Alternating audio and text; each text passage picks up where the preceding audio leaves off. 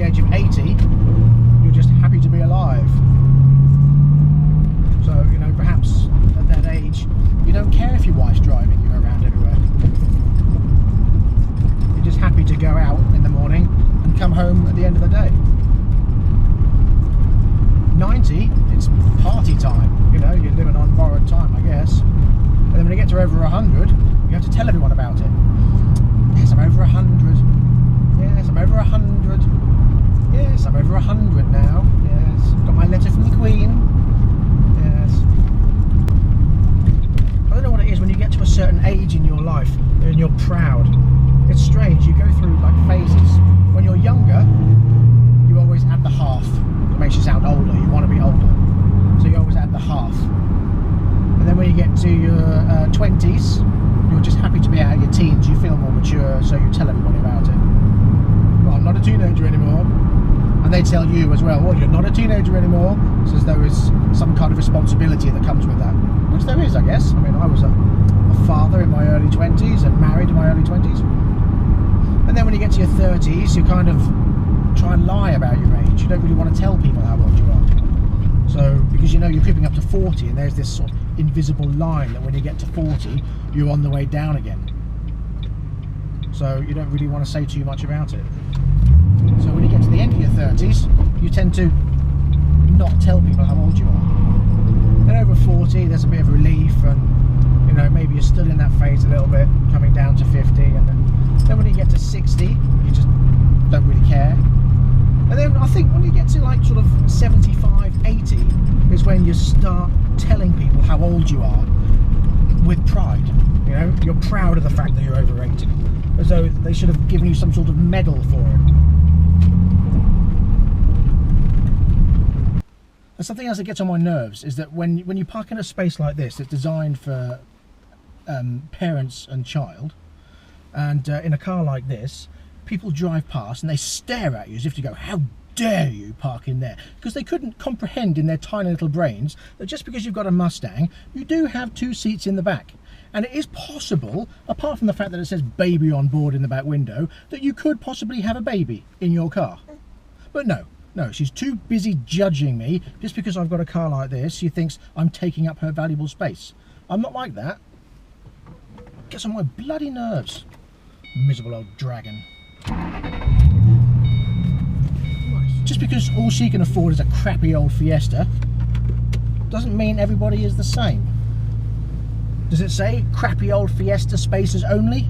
No, it doesn't. Anyway, rant over for now.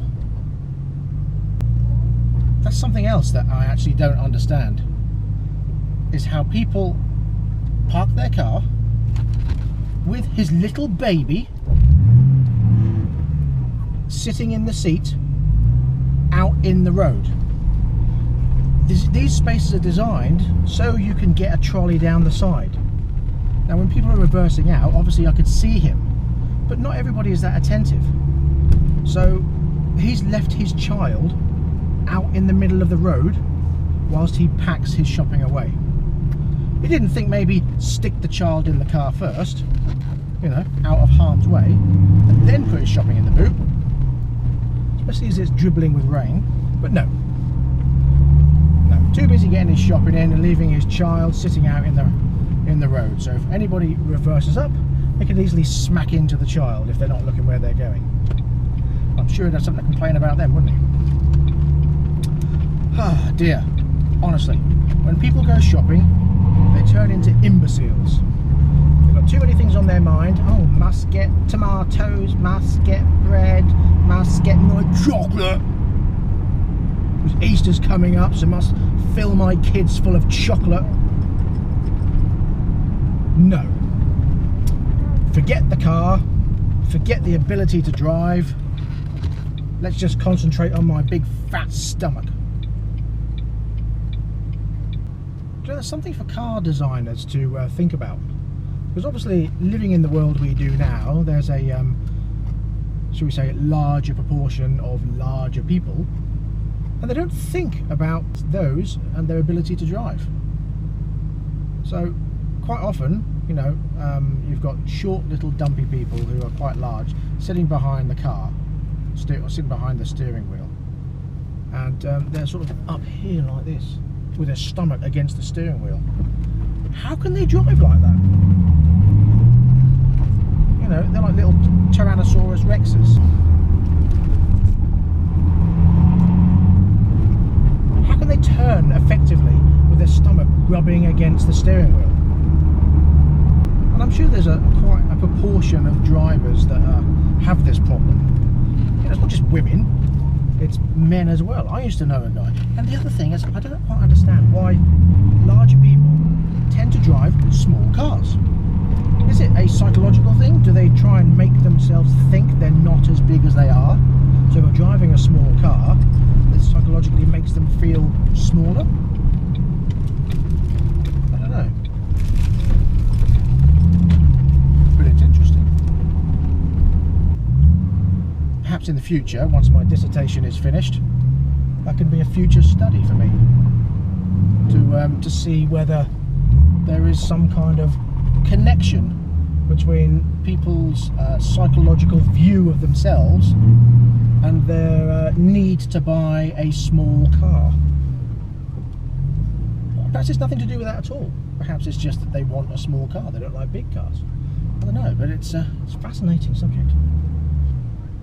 Okay, so we're just visiting some friends of ours and we're going to have some Chinese food and probably sausages. There's quite often sausages. And yes, see you on the inside. Just another excuse to film my car as well. I have missed this. I love driving this car. Hello!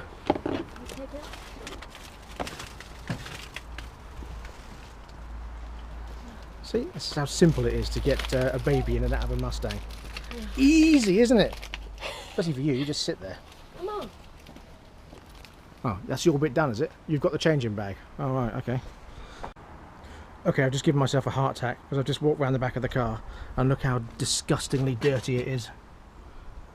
And I'm not going to get the chance to clean it today because I have to take my wife to work and then I'll have Patrick and it's going to be dark.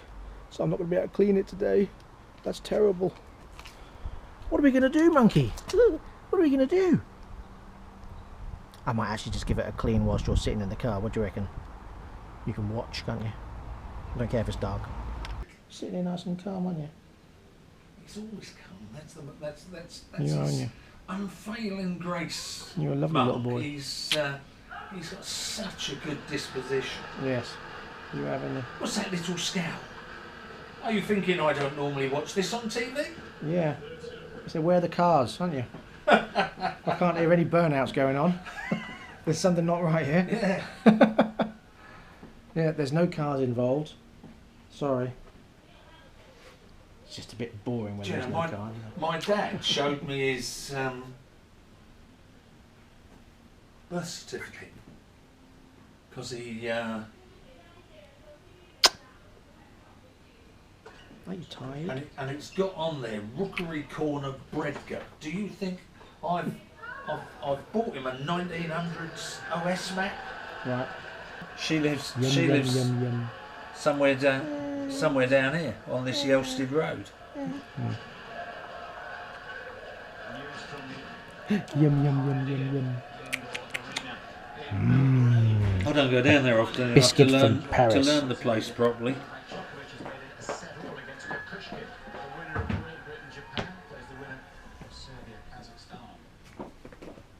Oh, Kazakhstan.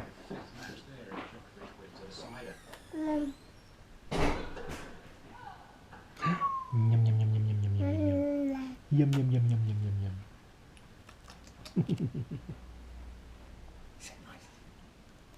Okay, so the topic of conversation is Renaults, and there's a theory. No, the theory, it's not a theory, it's a fact that the backs of Renaults are possibly the dirtiest cars you see on the road. And any car with a chopped back, there is a vortex of air around the back, and it's something to do with the fact that the rear wheels are so far back. Yeah. That they are the dirtiest cars on the road. What have you eat? I have my own theory. Renaults are a piece of crap. Nobody likes them. Nobody cares about them, so they just don't clean them. Well, of course, one could turn around and say that when a certain Nigel Mansell was running with a Renault engine, he had the best engine in the world. I suppose his wheels were quite far back in comparison to his non-hatchback spoiler, whatnot. And funnily enough, did he have a dirty car? If you ever go to the British Motor Museum at Bewley and have a look at his car, you will be staggered at how poor the finish of the bodywork is. I wouldn't have wanted to be whistling around at 200 mile an hour in a car with the sharp edges that car's got. Indeed, they are quite poorly made. He would know by obviously in Mansell's day that was around the start of the carbon fibre era. Right. But the finish on that car is cheap. So, for a world championship winning car, it leaves a bit to be desired in my estimation. Do you think that's a French thing? Well, no, I'm sure it had to do with that will do kind of attitude. Weights and Stand up. Just outside Southampton.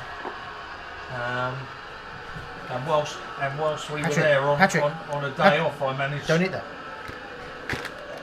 I managed to take myself off to Bewley Car Museum. It was. I've been there a few times over the years. Wonderful. Nothing much has changed, unfortunately, in the past 20 well, years. We've still got the same old jet-powered cars and everything else there.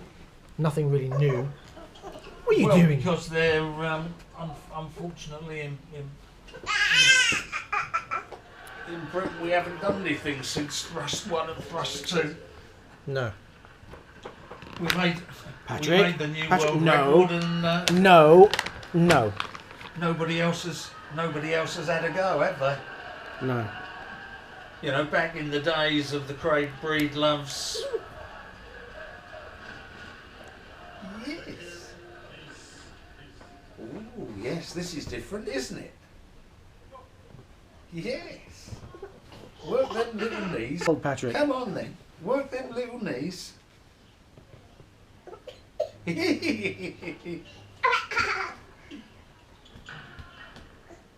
You want to climb up?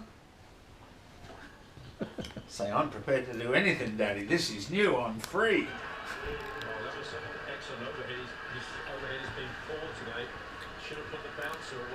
Well, so I'm exercising my legs. I'm getting ready to walk. Yes.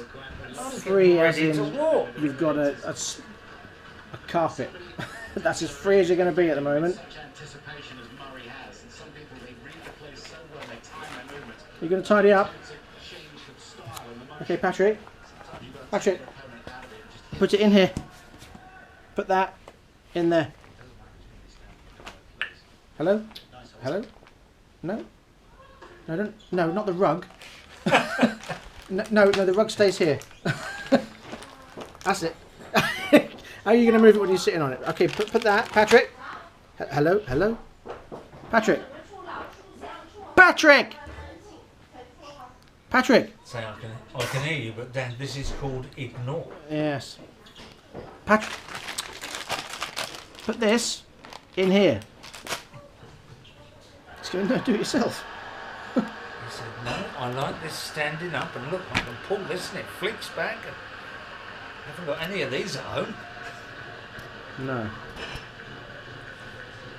Patrick. No flicky plastic at home. Patrick.